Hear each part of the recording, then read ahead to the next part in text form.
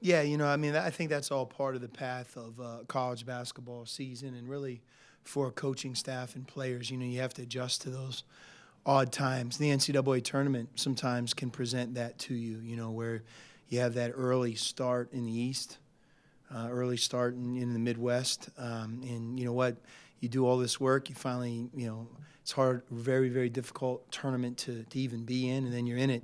Guess what? You want to have at least the best chance to advance. So, sometimes giving yourselves different starts. I know we don't necessarily control the starts, but what we did, for example, at Missouri, I think speaks volumes about our team's mindset and readiness. I mean, our pregame meal was at 6:30 in the morning, and 10 a.m. start. There's some teams maybe that have that as an excuse. We didn't, and I think that's our players should really be commended. Kadeem Allen, our leader, and just even the young guys, they were ready to go. College basketball is more NBA-like now than before because the shot clock has gone from 35 to 30. It may not seem like a lot, but that's impacted our game more than everybody thinks. You saw it last year. So now, the shot clock's only 6 seconds away from 24 as opposed to 11. And that's significant. So there's more things that mirror NBA offense than maybe the past. You have to get into everything a little faster. Raleigh's 6'5", 6'6", 220 pounds, tough, physical, long arms. He has a knack to be on the offensive glass. I think the challenge for him is to do it on the defensive glass, maybe as well as he's doing it on the offensive glass, and blocking out, dealing with players like himself now where they don't run back on the shot. They actually try to get second shots like he does for us.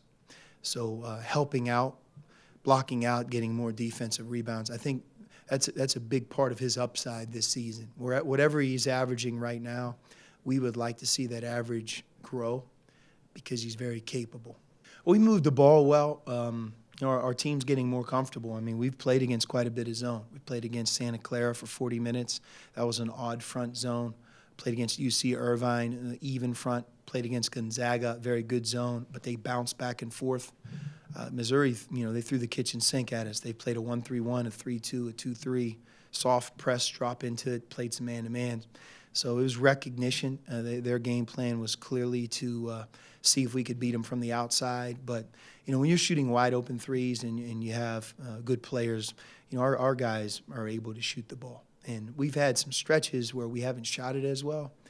But I would say that's as much of a function of injuries, players moving, shifting from one position to the next, and then depending on quite a few freshmen, guys that are seeing things for the first time and just aren't as comfortable as maybe they will be. But every time that we play a game and get through another week here, everyone settles in and I think is more well-versed on what they should do, what we should do as a team. And because of that, I think the shots feel more natural.